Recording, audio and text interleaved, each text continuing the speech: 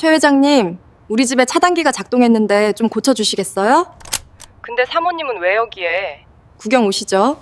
자기야, 한신그룹 사위는 때와 장소를 가릴 줄 알아야 한다고 늘 말했지. 지금 당신과 아래층 사모님이 5평짜리 지하 와인셀러에 갇혀 산소는 줄어들고 온도는 올라가고 있어. 그리고 나도 때와 장소에 맞게 폭력적이기로 유명한 최 회장님께 전화를 걸었지.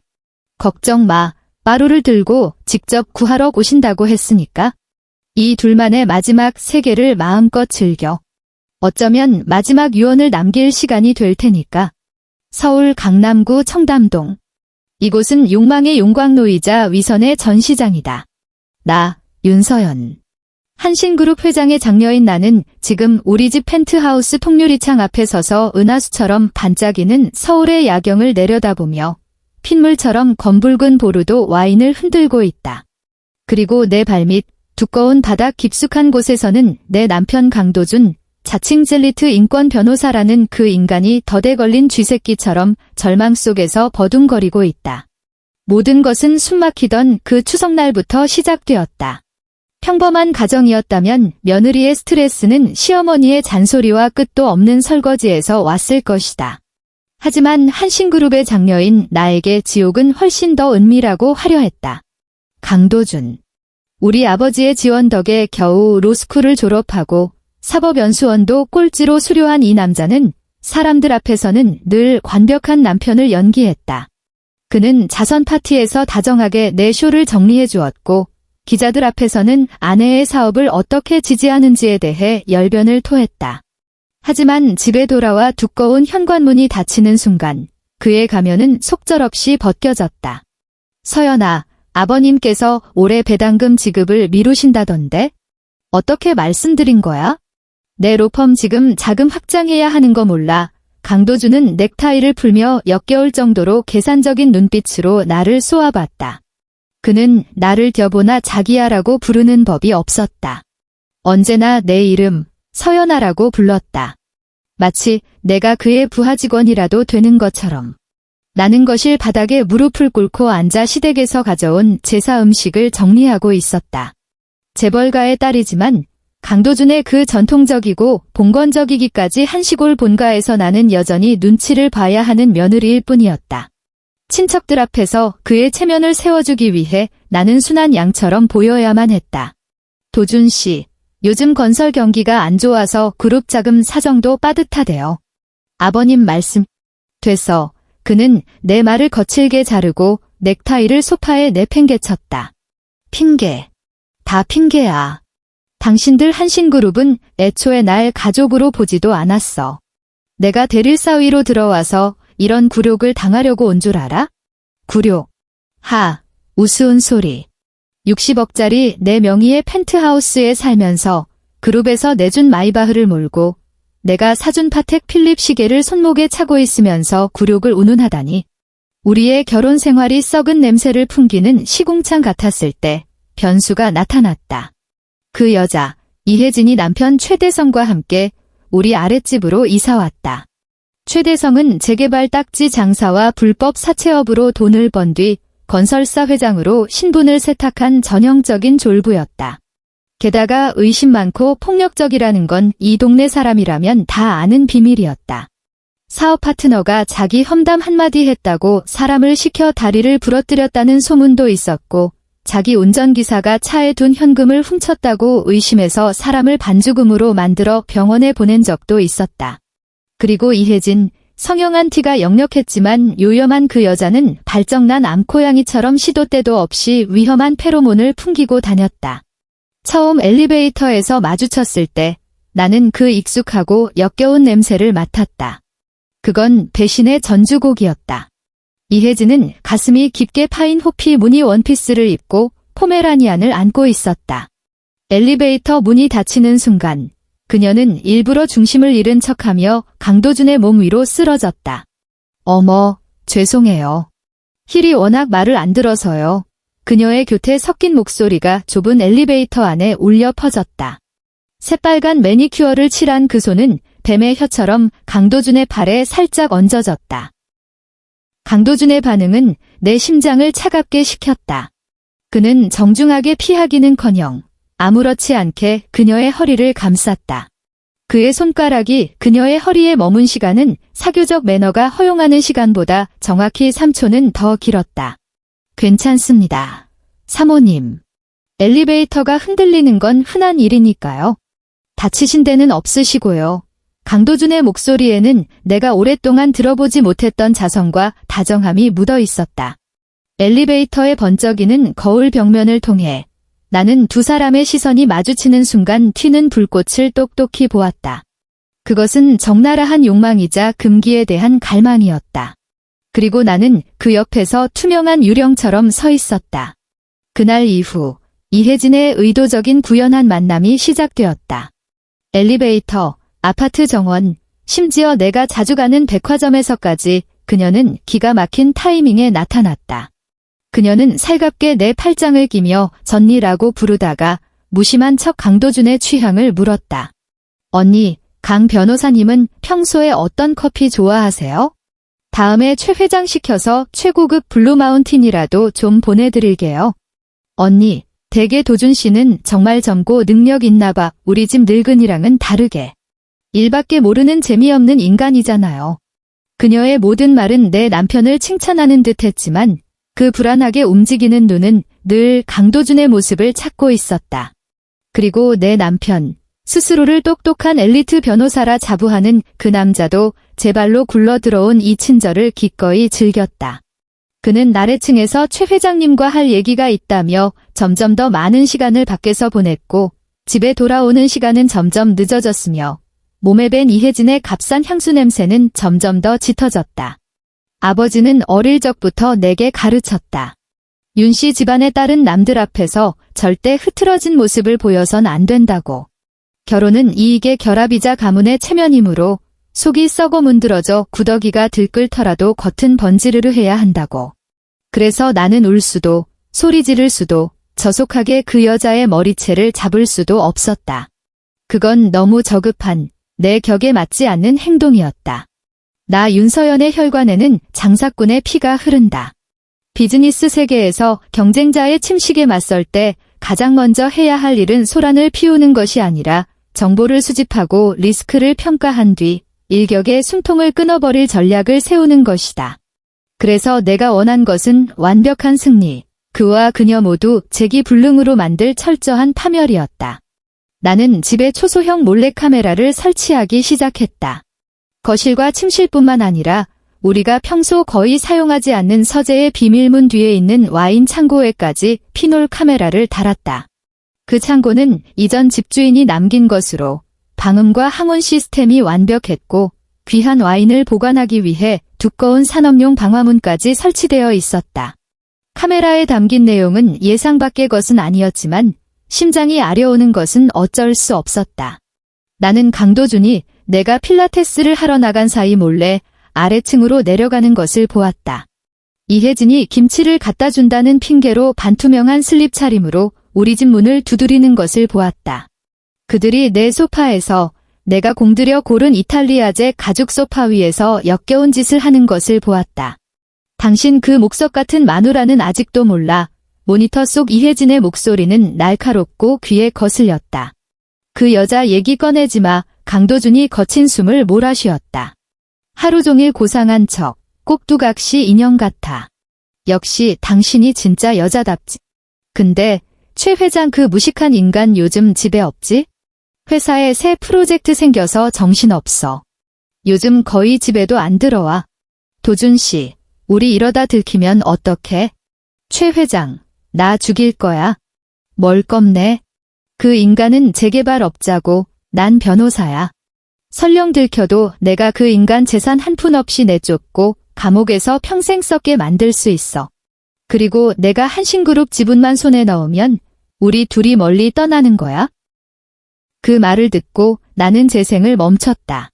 화면에는 뒤틀리고 탐욕스러운 강도준의 얼굴이 정지해 있었다. 그는 내 몸뿐만 아니라 내 가족의 재산까지 삼키려 했던 것이다.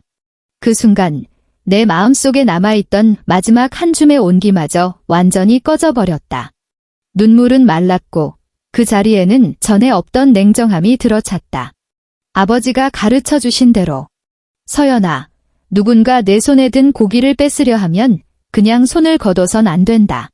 그놈의 손목을 잘라버려서 평생 다시는 손을 뻗지 못하게 만들어야 한다.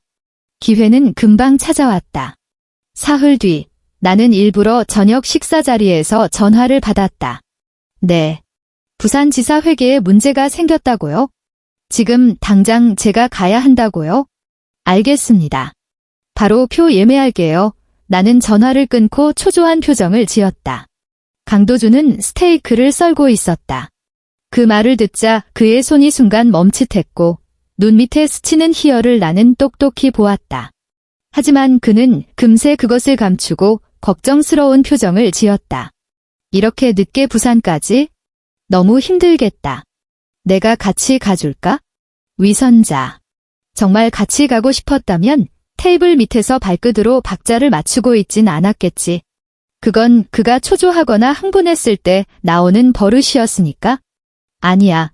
회계 감사 같은 건 지루하기만 해. 그리고 당신 내일 중요한 재판 있잖아. 나는 자리에서 일어나며 짐을 챙기기 시작했다. 아마 사흘은 걸릴 거야. 그동안 혼자 잘 챙겨. 걱정 마, 서연아. 집은 내가 잘 지킬게. 그가 다가와 나를 안으려는 신용을 했다. 나는 치밀어 오르는 구역질을 참고 그를 살짝 밀어냈다. 늦었어. 기사님이 아래서 기다려. 나는 캐리어를 끌고 집을 나섰고 등 뒤에서 디지털 도어록이 잠기는 소리를 들었다. 하지만 나는 부산으로 가지 않았다. 기사에게 차를 2블록 떨어진 호텔로 몰게 한 뒤 눈에 띄지 않는 검은색 세단으로 갈아타고 아파트 지하주차장으로 몰래 돌아왔다. 나는 차에 앉아 핸드폰의 CCTV 앱을 켰다. 아니나 다를까? 내가 떠난 지 10분도 채 되지 않아 강도준은 안달이 난 듯 이혜진에게 전화를 걸었다. 자기야, 그 여자 갔어. 3일, 무려 3일이야. 빨리 올라와. 그 82년산 라피트 한 병 들고. 와인셀러로 가자. 거긴 방음이 잘 돼서 아무리 소리 질러도 안 들려. 화면 속에서 안달하는 강도준의 얼굴을 보며 나는 차갑게 비웃었다. 와인셀러. 그곳은 명주를 보관하기 위해 지어진 무덤이다. 내가 그토록 그곳을 좋아하니 영원히 그곳에 머물러라. 30분 후 CCTV에는 두 사람이 와인셀러로 들어가는 모습이 잡혔다. 그 와인셀러는 서재 한 구석에 있었고 평소 나와 아버지가 수집한 귀한 와인을 보관하는 곳이었다. 항온, 항습을 위해 창문 하나 없이 환풍구만 있었고 전자 비밀번호 잠금 장치가 달린 무거운 방화문이 하나 있을 뿐이었다. 나는 야구 모자와 마스크를 쓰고 로비 경비원을 피해 비상계단으로 올라갔다. 28층의 계단 하나하나가 그 두 사람의 등뼈를 밟고 올라가는 것 같았다. 집 문을 열자 값싼 향수 냄새가 진동했다. 나는 불을 켜지 않고 창밖의 달빛에 의지해 유령처럼 서재로 향했다. 와인셀러의 문은 굳게 닫혀 있었지만 안에서 새어나오는 웃음소리가 희미하게 들렸다. 도준 씨, 여기 너무 어둡다. 이 무드등 하나가 다야? 이래야 더 짜릿하지. 자, 우리의 자유를 위하여. 자유. 너희의 자유는 끝났다. 나는 와인셀러 문 앞으로 다가가 푸른 빛을 내는 전자 잠금 장치를 보았다. 비밀번호는 알고 있었다. 우리의 결혼기념일. 아이러니컬하게도 강도준은 이미 그날의 의미는 잊고 그저 숫자로만 기억하고 있을 터였다. 나는 손을 뻗었다. 하지만 비밀번호를 눌러 문을 열기 위함이 아니었다. 주머니에서 특수 제작된 기계식 열쇠를 꺼냈다. 이 문은 전자 잠금 장치가 있지만 회로 고장에 대비해 기계식 열쇠 구멍도 있었다. 이 열쇠로 밖에서 잠가버리면 내부의 전자 시스템은 무력화된다. 전문 파괴 장비가 없는 한 안에서는 절대 열 수 없었다. 딸깍. 조용한 서재 안에서 잠금쇠가 돌아가는 소리가 유난히 선명하게 울렸다. 안에 있는 두 사람은 듣지 못한 듯 했다. 그들은 밀회의 쾌락에 빠져 곧 닥쳐올 지옥을 전혀 알지 못했다. 나는 서재 구석의 배전함으로 향했다. 이것은 내가 특별히 개조해 둔 것이었다. 와인셀러의 회로는 독립적으로 분리되어 있었다. 나는 깊게 숨을 들이쉬고 가죽 장갑을 낀 손으로 와인셀러라고 적힌 차단기를 잡았다. 잘 자, 자기야. 나는 거칠게 차단기를 내렸다. 생각했던 비명은 들리지 않았다. 방음이 너무 완벽했기 때문이다. 하지만 나는 핸드폰 CCTV를 통해 안의 상황을 볼 수 있었다. 그 카메라만이 유일하게 독립예비 전원에 연결되어 있었다. 은은하고 야릇했던 무드등이 순식간에 꺼졌다. 화면은 적외선 모드의 흑백 영상으로 바뀌었다. 강도준과 이혜진은 순간 굳은 듯 서로에게서 떨어졌다. 뭐야? 정전인가? CCTV 마이크를 통해 들려오는 강도준의 목소리에는 당황한 기색이 역력했다. 도준 씨, 나 어두운 거 무서워. 빨리 불 켜봐. 이혜진이 비명을 질렀다. 강도준은 핸드폰을 꺼내 플래시로 주위를 비췄다. 빗줄기가 좁은 공간을 흔들며 차가운 와인 선반과 벽을 비췄다. 젠장, 차단기가 내려갔나 보네. 내가 나가서 볼게. 강도준이 문으로 다가가 열린 버튼을 눌렀다. 아무 반응이 없었다. 전자 잠금 장치가 먹통이 된 것이다. 그는 문을 힘껏 밀어보았다. 문은 꿈쩍도 하지 않았다. 방폭 등급의 두꺼운 강철 문이었다. 뭐야? 문이 왜 안 열려? 그의 목소리가 떨리기 시작했다. 공포가 번져가는 신호였다. 그는 미친 듯이 문을 두드리기 시작했다. 거기 누구 있어요? 밖에 누구 없어요? 서연아, 너 돌아온 거야? 나는 문밖에서 조용히 듣고 있었다. 두꺼운 문 너머로 그의 외침은 지옥 깊은 곳에서 들려오는 비명처럼 둔탁하고 멀게만 들렸다. 나는 무시하고 서재를 나와 거실의 넓은 통유리창 앞으로 갔다. 와인 한 잔을 따르고 벽시계를 보았다. 현재 시각 밤 9시. 이제 칼을 빌려 사람을 죽일 차례였다. 나는 다른 핸드폰을 들었다. 이 순간을 위해 특별히 준비한 대포폰이었다.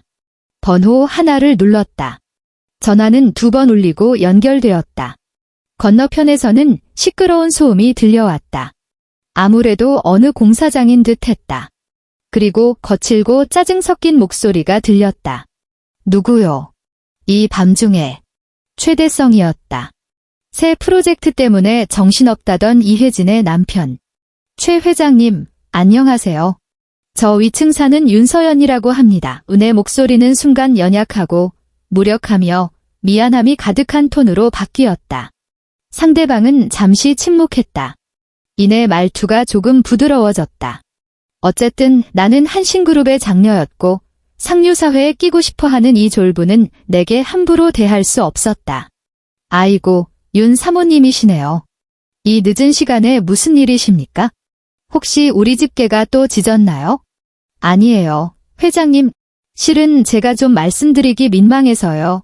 나는 잠시 말을 멈추고 초조한 기색을 섞었다.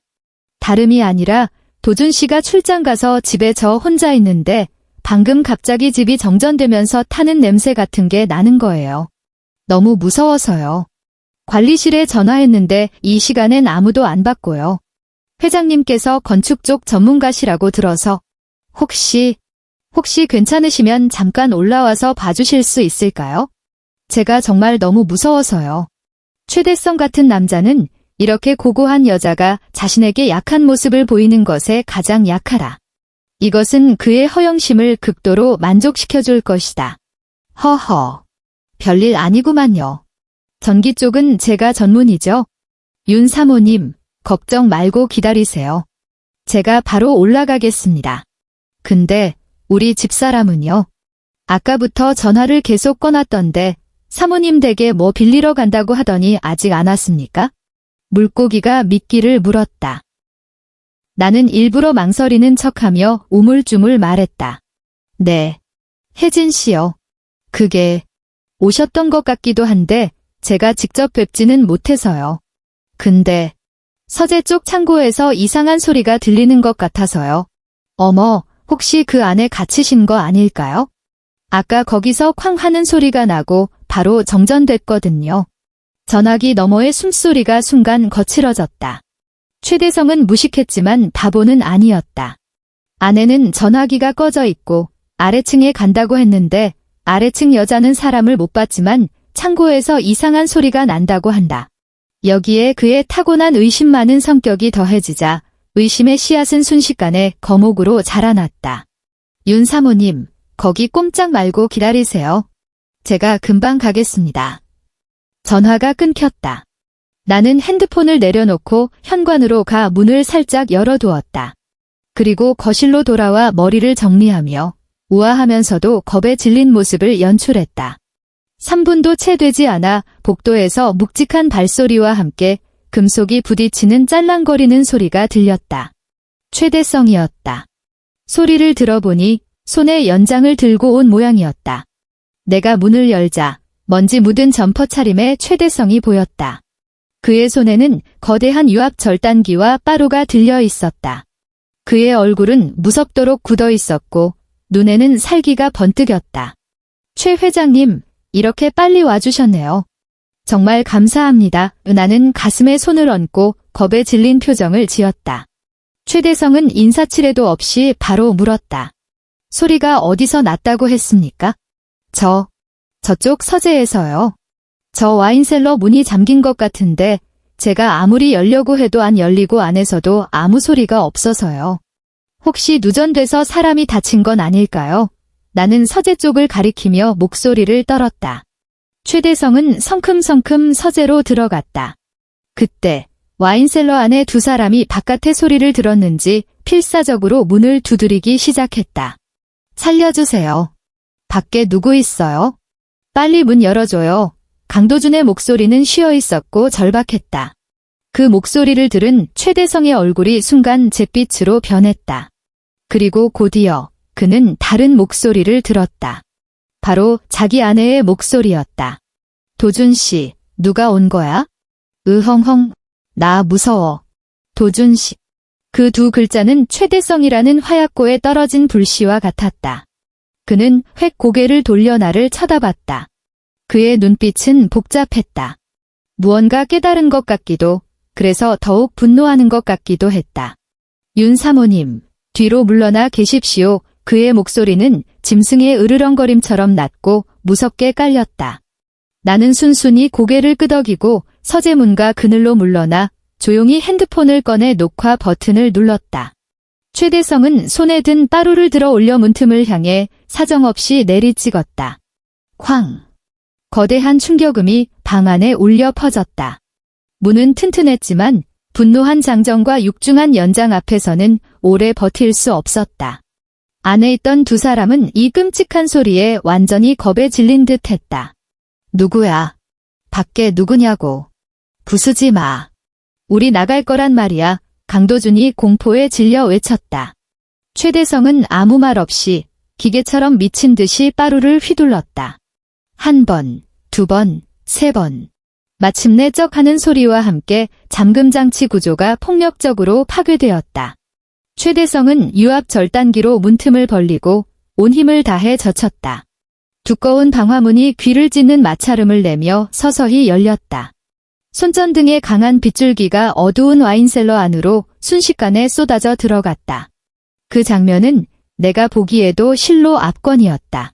와인셀러 안은 아수라장이었고 와인병이 바닥에 깨져 뒹굴었다.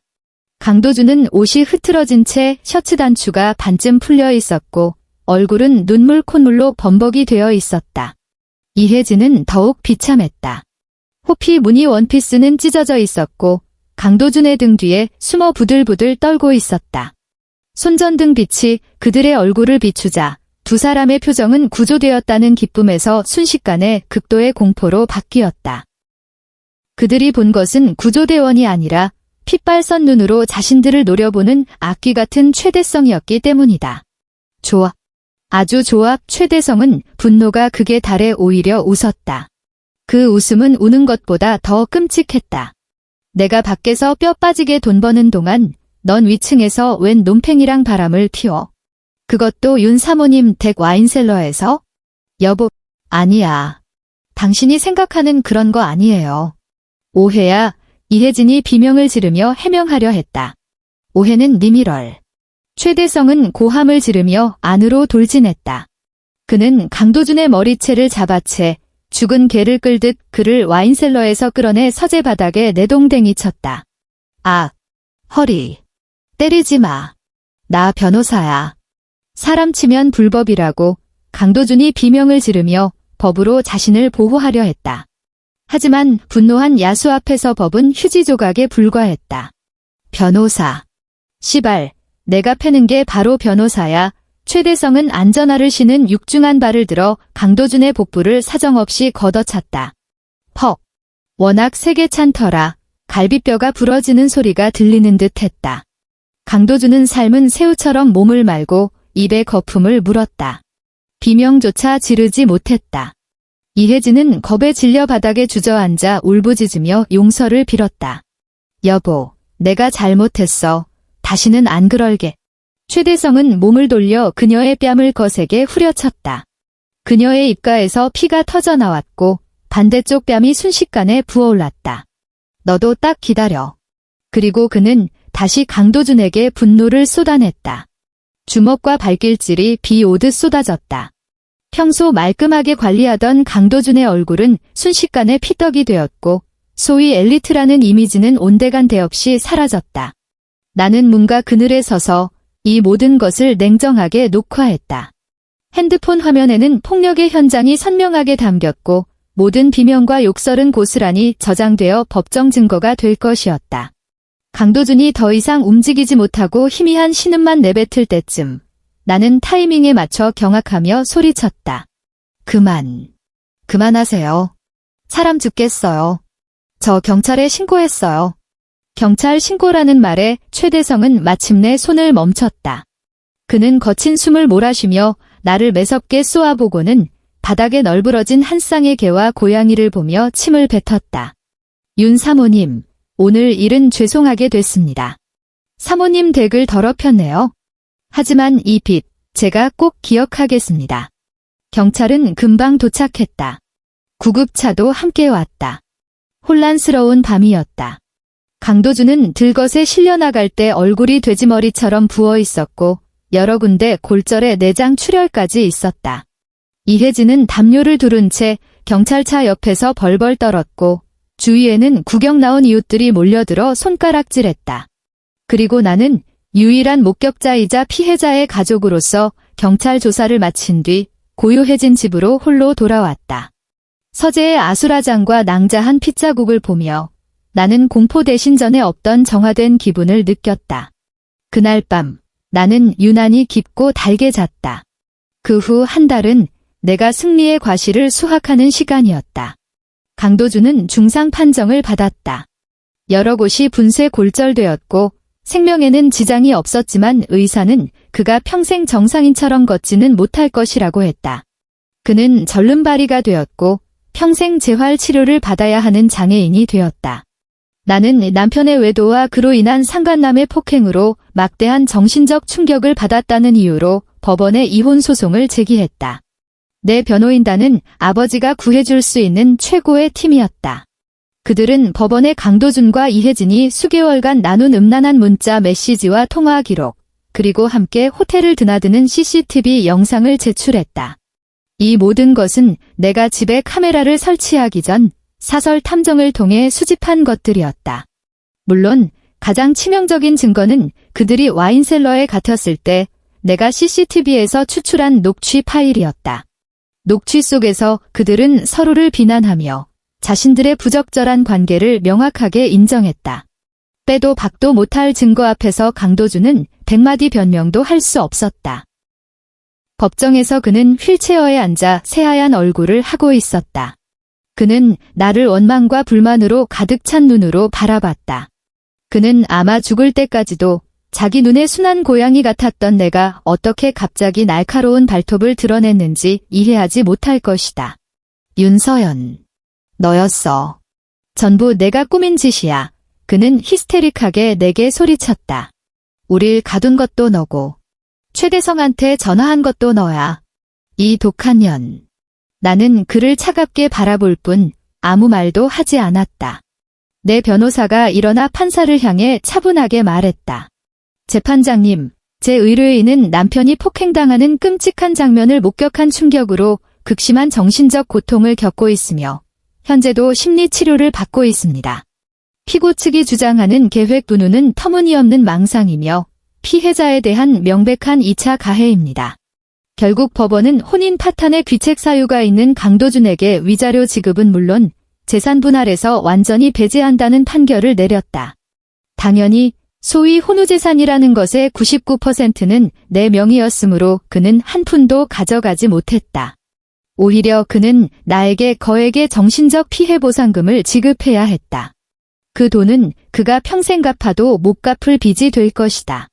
그의 가족들이 그를 병원에서 데려갈 때 나는 마지막으로 그의 모습을 보러 갔다.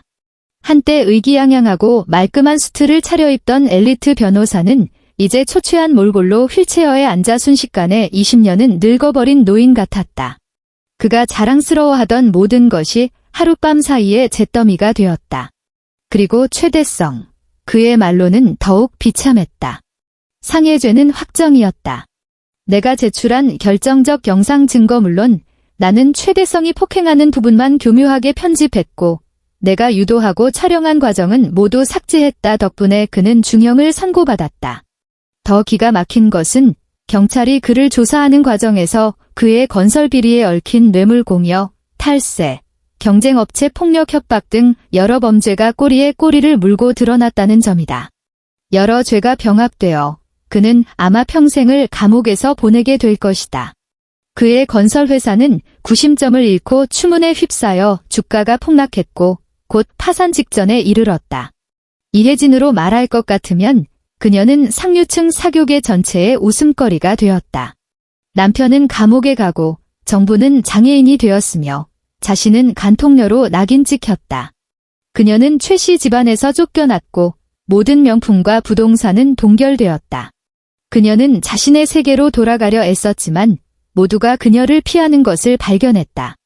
한때 함께 애프터눈 티를 마시며 에르메스를 논하던 자매들은 이제 등 뒤에서 가장 악독한 말로 그녀를 조롱했다. 그녀는 그런 손가락질을 견디지 못하고 결국 남은 보석을 모두 팔아 아무도 자신을 모르는 시골 마을로 이사했다. 한때 그녀가 가장 경멸했던 가난한 삶을 살게 된 것이다.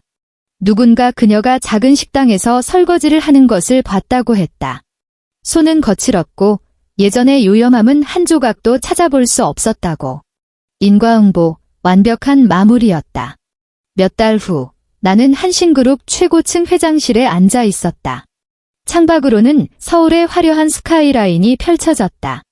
한때 체면만을 중시하던 엄격한 나의 아버지는 이제 나를 존중과 약간의 경외심이 섞인 눈으로 바라보고 있었다.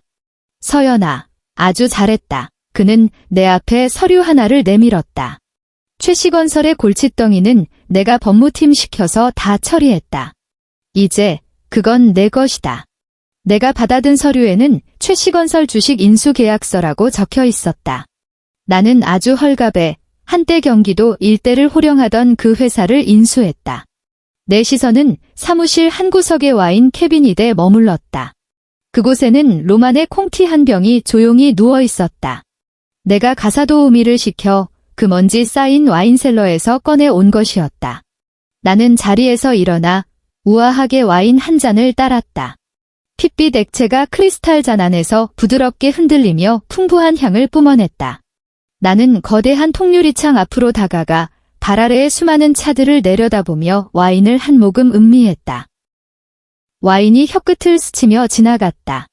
풍부하고 복합적이며 긴 여운을 남겼다. 이것이야말로 진정한 와인의 맛이다. 적의 뼈를 밟고 서서 그들의 실패와 고통으로 나만의 승리의 축배를 빚는 것. 나 윤서연은 더 이상 누군가의 딸도 누군가의 아내도 아니다. 오늘부터 나는 오직 나일 뿐이다.